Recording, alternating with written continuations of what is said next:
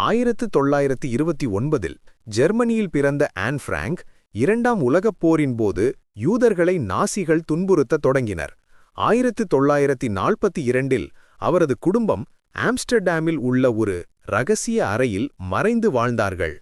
அந்த ரகசிய அறையில் ஆன் தனது தினசரி வாழ்க்கை, பயம், கனவுகள், நம்பிக்கைகள் அனைத்தையும் ஒரு டையரியில் எழுதினார். 1944இல் அவர்கள் கண்டுபிடிக்கப்பட்டு கான்சென்ட்ரேஷன் கேம்புக்கு அனுப்பப்பட்டனர். பின்னர் ஆன் மற்றும் அவரது சகோதரி மார்கோட் பெர்கன்-பெல்சன் கேம்புக்கு மாற்றப்பட்டனர்.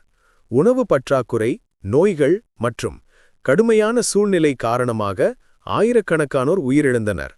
1945 ஆரம்பத்தில் ஆன் மற்றும் மார்கோட் இருவரும் டைஃபஸ் நோயால் பாதிக்கப்பட்டனர்.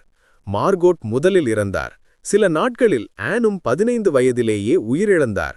அவரது டையரி த டையரி ஆஃப் எ யங் கேர்ள் உலகம் முழுவதும் வெளியிடப்பட்டது. அது போரின் கொடுமைகள், மனித நம்பிக்கையின் வலிமை மற்றும் ஒரு சிறுமியின் கனவுகளை வெளிப்படுத்தும் சின்னமாக ஆனது.